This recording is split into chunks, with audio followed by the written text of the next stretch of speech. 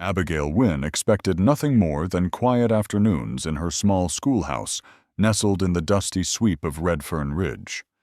At 33, she had come to terms with being the woman who lived between the lines. No husband, no children, no soft whispers to warm the long, bitter Wyoming nights. She was the town's beloved spinster teacher, the kind soul people nodded to kindly, but never invited to the last dance. Every morning, Abigail tied back her brown hair, slipped into a plain gray dress, and crossed the brittle fields to teach. And every evening, she returned to her tiny cottage to cook for one, and quietly fold away the dreams no one ever asked her about. Until that one afternoon. The classroom door creaked open, and the light dimmed beneath the frame of a man built like the horizon itself. Boaz Cutter stood there, hat in hand, dust on his shoulders, eyes as steady and quiet as a prairie dusk. He didn't smile. He didn't fidget. He didn't carry a bouquet of dried flowers, or even wear a clean shirt. He just stood in her doorway with the full weight of something unshakable, and said in a voice that rumbled like distant thunder, "I need a wife. And you need strong sons to keep you warm through winter." The room froze. The children went silent, and Abigail forgot to breathe. It wasn't a proposal, it was a pronouncement. No love letters, no sweet glances, no promises of forever. Just a stark, unvarnished truth delivered like a weather report. But somehow the absence of poetry made it ring louder than anything she'd ever heard. Not because it was romantic, but because it was real. After the children turned to their lessons, Abigail followed Boaz out onto the porch. Standing beside him, she felt impossibly small. Not because of his towering height, but because something in her had cracked open. He didn't radiate danger. He radiated certainty.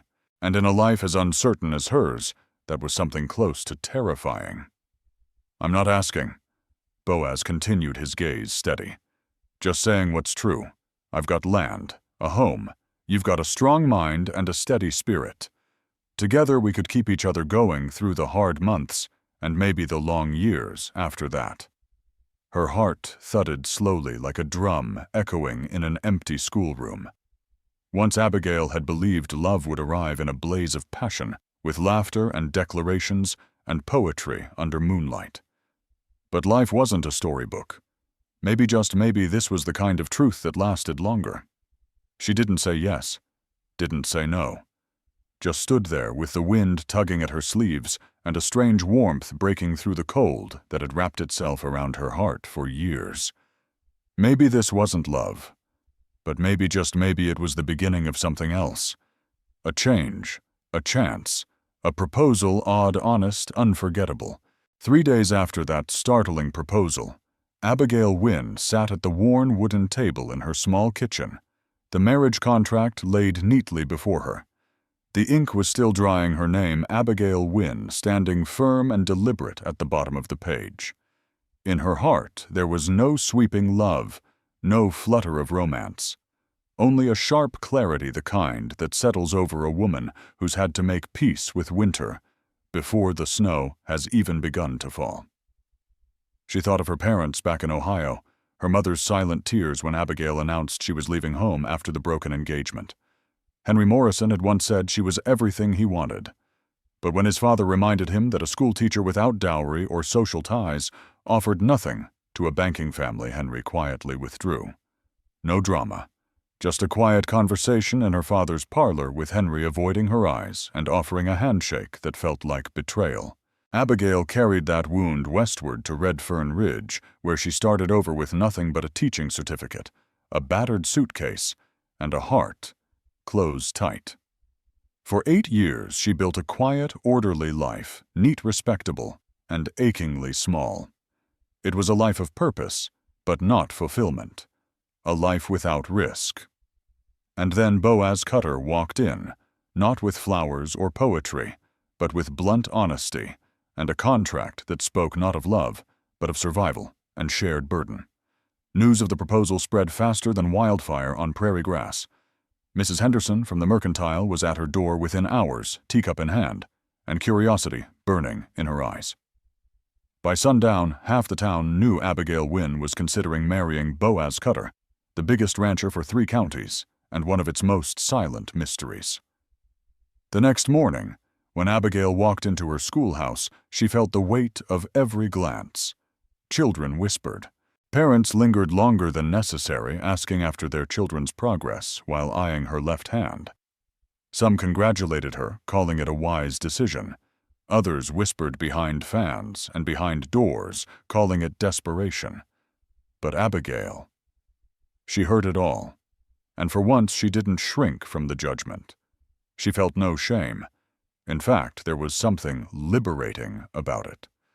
For the first time in years, she wasn't living to satisfy anyone else's expectations, not society's, not her past's, not even her own childhood dreams. She was choosing clear-eyed and on her own terms.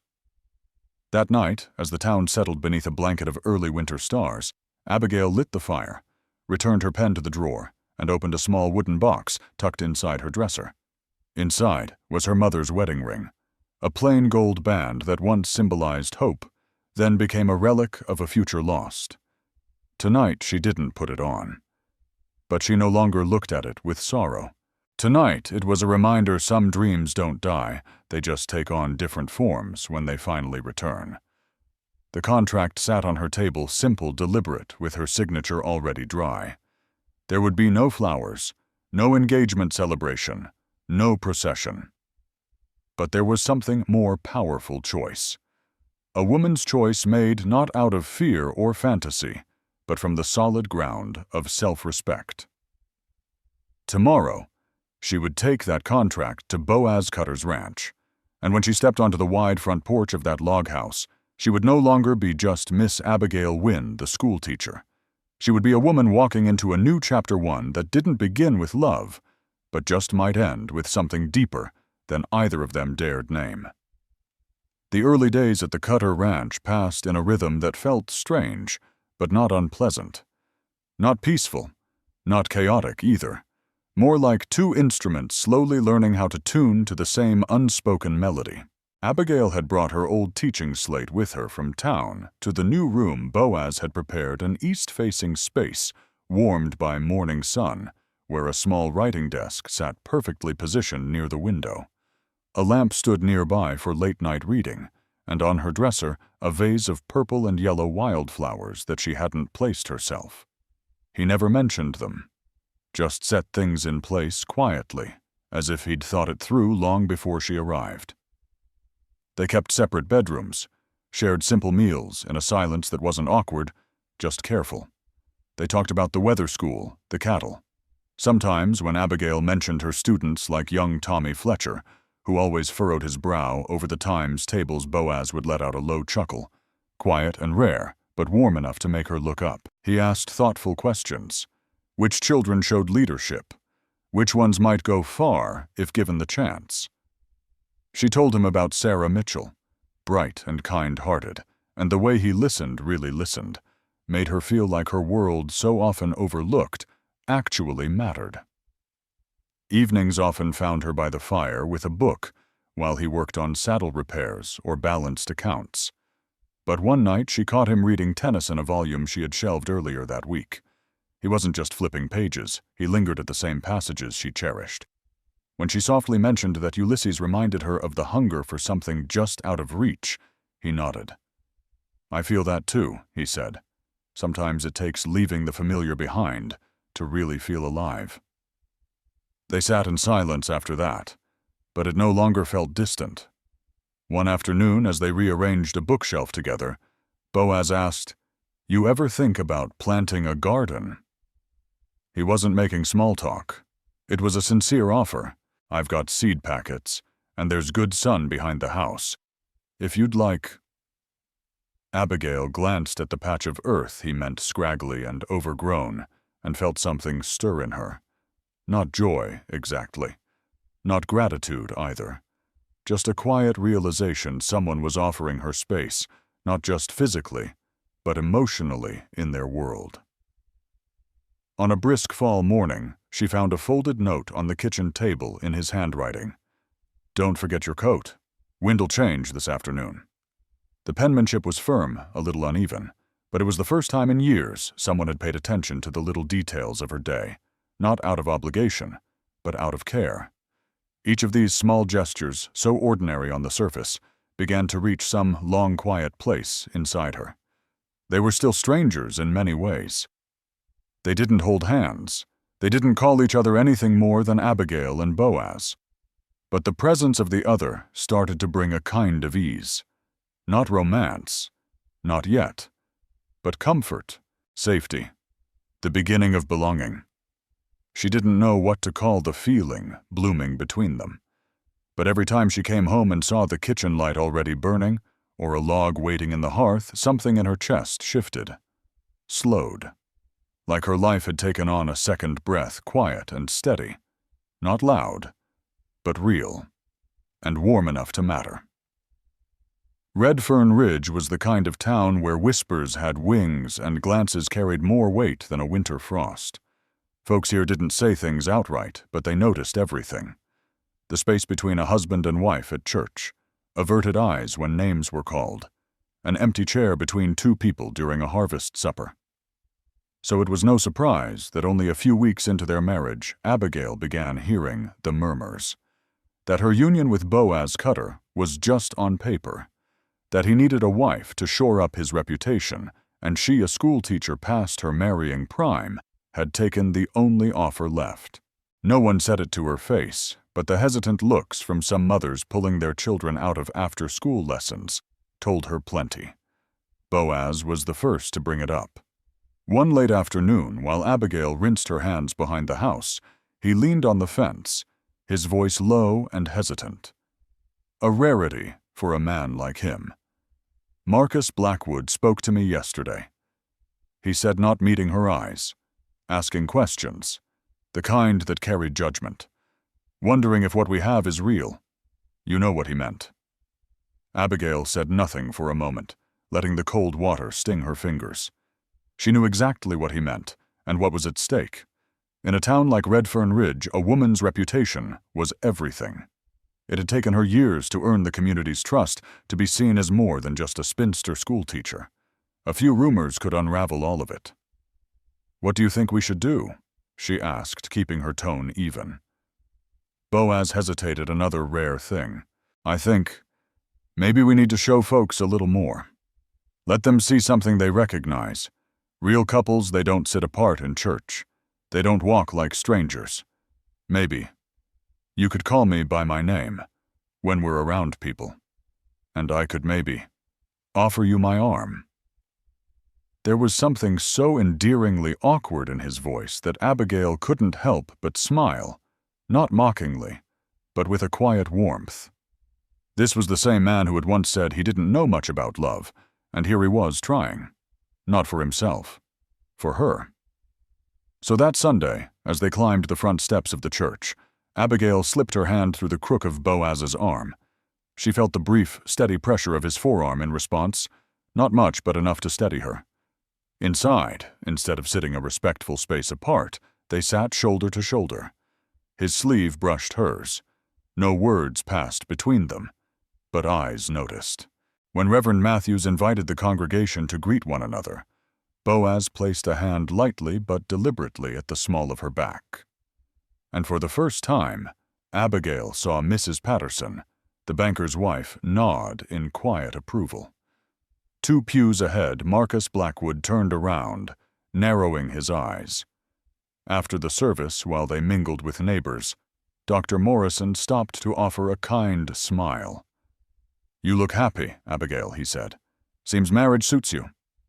Boaz didn't say much, he rarely did, but he squeezed her hand gently and said, "I'm a fortunate man." The words were meant for the crowd, no doubt. But when Abigail looked up, his eyes were locked on hers, and something inside her turned over. Because whatever that expression was, it wasn't a performance, it was real. That evening, on the walk home, they walked in silence for a while. The wind came down from the hills, carrying the scent of charred grass and dust. And then Boaz stopped, turned to face her. "I didn't choose you because I had no other choice," he said slowly. "I chose you for you. The woman who's taught the town's children for 8 years, who reads poetry by lamplight, Who knows how to grow a garden and speak her mind when it matters? Abigail felt her throat tighten.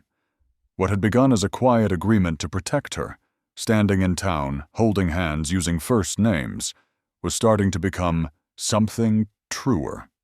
Between every small touch, every new word spoken in front of others, something else was blooming. Maybe it was trust, maybe it was friendship, or maybe it was the beginning of a love that hadn't yet found its voice but was without question already present, growing, quietly undeniable.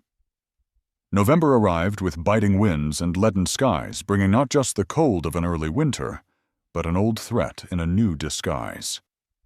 Marcus Blackwood returned to Red Fern Ridge with that same sly half-smile and a freshly oiled leather coat, dusted in prairie gold. He walked into the Cutter ranch without knocking, without greeting, and dropped a leather-bound stack of papers onto the kitchen table. Legal documents, he called them, claiming a good portion of Boaz's land had always belonged to the Blackwood family, according to some conveniently discovered county records. His voice was velvet smooth, but every word dripped venom. "This town isn't just yours anymore, Cutter. And you," his eyes flicked to Abigail, filled with a blend of mockery, and something darker deserve better accommodations than this place. Abigail stiffened at the look he gave her, but Boaz didn't rise to it. He stood tall and unmoving, a man carved from stone. "Take your papers and go," he said. "Tell your lawyer to meet me in court." But it was Abigail who first noticed something was off. Years of reading legal texts for school board contracts had trained her eye. One of the appendices had handwriting that didn't match the official ledger, too rush, too neat. She cross-referenced dates, tracked down old seal stamps from the county, and finally uncovered a folded map of the Cutter land deed tucked beneath the stairs. Real proof that Blackwood's documents were forged. She laid it all out for Boaz that evening, piece by piece. He didn't interrupt once, just listened, his gaze fixed on her, the slightest flicker of something in his eyes, not just gratitude, but the quiet shock of being stood up for, not for profit, not out of duty, but out of belief. Later that night, as Boaz checked the hay barn, Abigail spotted two shadows moving near the back fence, Blackwood, and a stranger skulking in the dark. She didn't scream, didn't call for Boaz. She simply slipped on her coat, tucked her father's old pistol into her dress pocket, and stepped out into the yard. "That land isn't yours, Marcus," she said, her voice cold and steady. "And if you take another step, I'll name every witness in this town who knows my father worked at the county office, the man who stamped the original deed. You want to test that?" Marcus smirked, but something in her tone made him pause. Then, without a word, he turned. The man beside him, some out-of-town hired muscle, gave him a sharp tug by the sleeve. Boaz returned, just as Abigail re-entered the house, her shoulders tense from the cold. He didn't ask a single question, just reached out and gently touched her arm, as if to confirm she was really there. Then, without ceremony, he poured them each a small glass of whiskey. No thanks, no praise. Just quiet understanding in a room now holding something deeper between them. The next day, they brought every piece of evidence to Reverend Matthews, who had once served as a certified notary. He reviewed each seal, each signature, and confirmed that Blackwood's documents were fake. When he said it aloud, Abigail saw Boaz's shoulders drop just slightly, like a weight he'd been carrying for years had finally been lifted. That afternoon, as she passed by the kitchen, she caught a glimpse of Boaz writing something in his old leather ledger. She didn't ask, but he spoke softly, still focused on the page. "For the first time since Pa died. I don't feel alone anymore." That simple sentence made her heart tighten, not from sadness, but from something more certain. They were no longer just two people under one roof bound by contract. They were allies, steady ground for each other in a storm, and in facing down the ghosts of the past, they had taken a step forward, not just side by side, but toward each other. That morning started like any other gray sky's frost, clinging to the roof shingles, a damp chill in the air. But Abigail felt something off, like a breath being held just before a storm. Boaz did too. He saddled up earlier than usual, his old hunting rifle slung over his shoulder, eyes sweeping the southern horizon with quiet alertness. And then, as if fate had been waiting for one gust of wind, Marcus Blackwood arrived. Not alone. He rode at the head of 6 armed men, all with faces wrapped in bandanas and cold eyes. Hired gun strangers to Red Fern Ridge paid not for justice, but for intimidation. Abigail was tending to the garden when she heard the horses, the shouts near the livestock pen, and the rising cloud of dust down the road. Boaz returned to the front gate just in time, rifle raised, but he was alone, outnumbered. "Drop the gun," Cutter Blackwood yelled, waving a weathered sheaf of papers like a sacred scroll. "I've got the deed, and the law says I can remove trespassers by force." Abigail didn't freeze. She ran, not away, but toward the old schoolhouse. She still had the key, still remembered the way up to the bell tower. Pulling with all her strength, she rang the iron bell, 3 sharp clangs that echoed across the valley. It was the signal they'd agreed on long ago.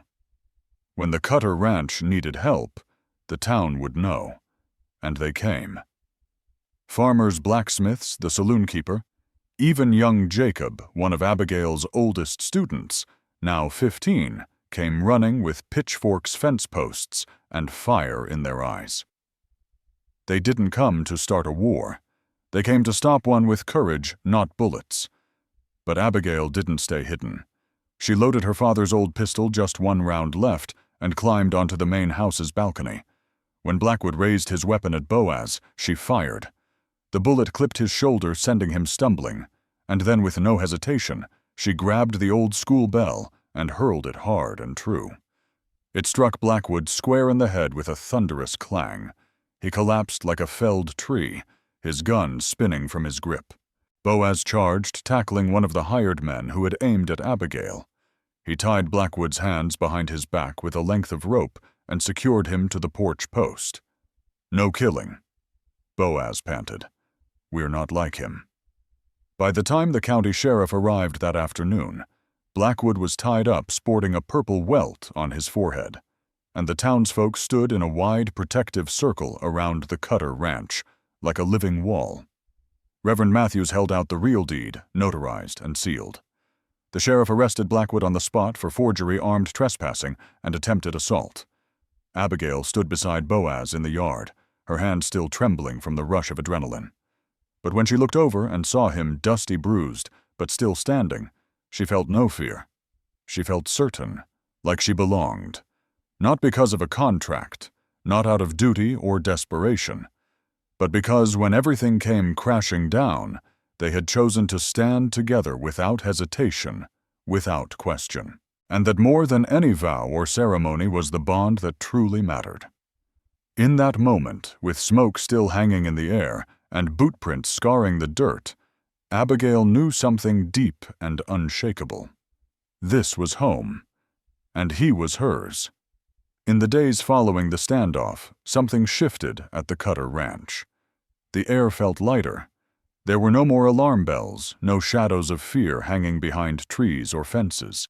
Just the sound of hammering as Boaz repaired the broken gate, the soft breath of horses in the stalls, and Abigail's voice reading aloud from a book each evening on the porch.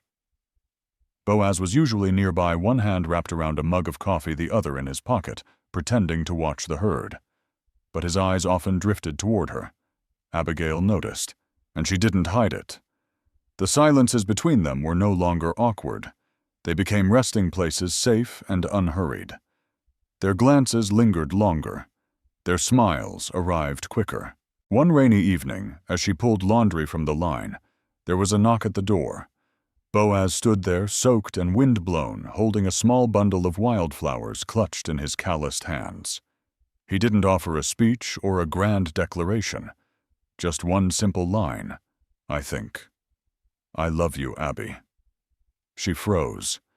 Not out of shock, but because her heart had already been beating in time with his. It wasn't flowery. It wasn't loud. But it was real, so real it brought life back to pieces of her she thought had long gone quiet. Later that night, Abigail opened the old wooden box tucked into her bedside drawer, the one holding her mother's wedding ring. For years it had been a symbol of loss, a relic from a future that had died back in Ohio when she was left behind. But under the lamplight now, the plain gold band seemed to shine again, not as a reminder of what she'd lost, but as proof of what could be rebuilt, a love not born from fantasy, but from dust and blood and trust. At sunrise the next morning, Abigail walked out to where Boaz was guiding the cattle to pasture. She reached out and touched his arm gently. No fanfare, no preamble. "I think," she said softly, "we're ready to do this. For real." Boaz looked at her for a long moment, then nodded. No need for more words. With a quiet steadiness, he took the ring and slipped it onto her finger, the one that should have worn it years ago, but somehow waited for the moment it would truly mean something. They didn't throw a second wedding. There were no flowers, no church bells. But everyone in Red Fern Ridge knew Abigail and Boaz Cutter weren't a couple bound by convenience anymore. They had become something stronger. Two people who had stood together through trial and talk, defended their home, protected each other, and found love not in the pages of a storybook, but in the steady rhythm of real life. It wasn't a love made of fairy tales.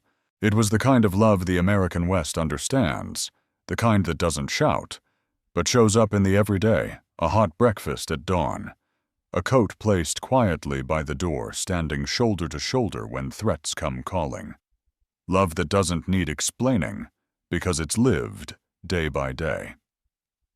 Abigail had never imagined herself falling for a man like Boaz Cutter, rough-edged quiet, always distant. And yet, he was the first to let her close without fear. And Boaz, who once thought his life would be nothing but land and livestock, found something in her he hadn't known he needed a home. As the sun dipped behind the ridge, they sat side by side on the porch steps.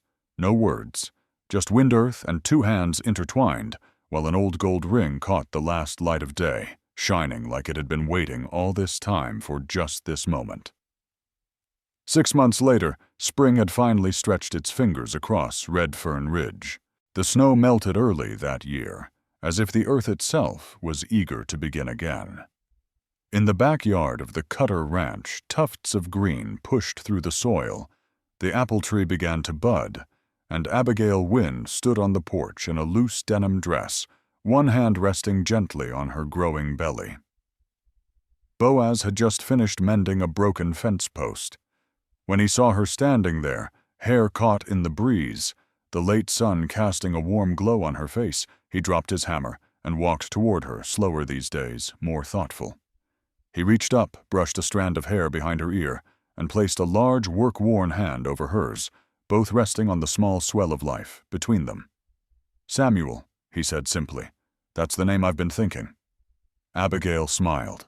"That was my grandfather's name. He used to build furniture with his bare hands and never said more than he needed to. Just like you." They didn't talk about what came before the fake deeds, the hired guns, the ringing bell that rallied a town. They didn't need to.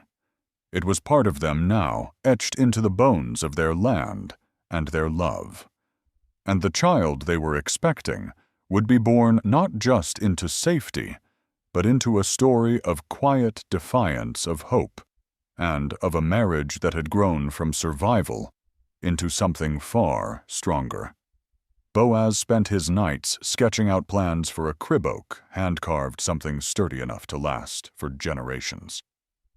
Abigail spent hers by the fire, sewing little clothes with soft cotton, and reading aloud, letting her voice fill the room in the same way it had once filled her classroom.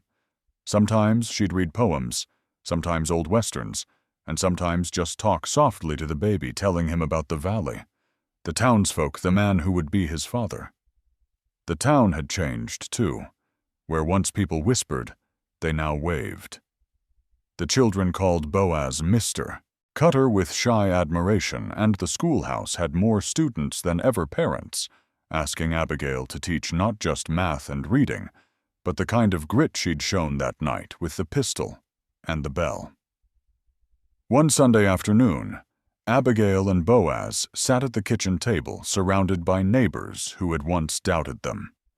They were planning a new community barn, raising something Boaz had proposed, something that would belong to everyone. As Mrs. Talbot poured sweet tea and Pastor Matthews carved roast chicken, Boaz placed his hand on Abigail's shoulder, with such ease, such quiet affection, that the whole room felt it. And perhaps for the first time in her life, Abigail wasn't just respected. She was rooted, seen, loved. The baby kicked that night for the first time. Boaz was stunned. He placed his ear to her belly, eyes wide like a boy's. "He's strong," he whispered. Abigail laughed. "Of course he is. He's ours." As the days passed, the ranch took on a slower rhythm. Not lazy, just intentional. Boaz built a rocking chair for the porch. Abigail wrote a letter to her younger self and buried it in the garden under the apple tree next to the roots that had begun to stretch deeper this spring. In that letter, she wrote, "You will be left behind. But one day, you will be chosen not out of desperation, but out of deep, unwavering belief.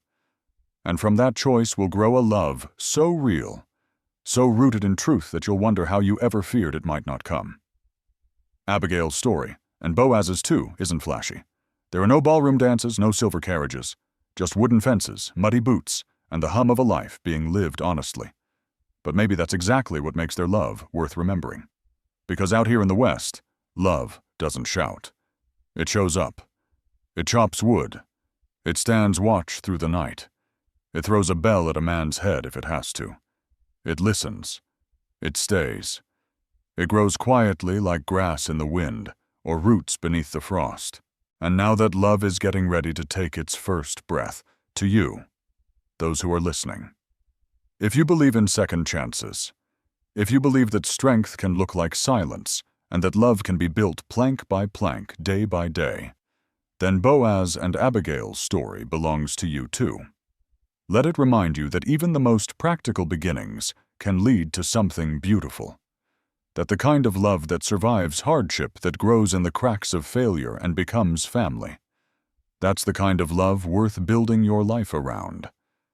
And if ever you find yourself doubting what comes next, look toward the wind on the prairie. Listen for the sound of a bell that once rang out for justice. And remember, out here love doesn't need to be loud. It just needs to last.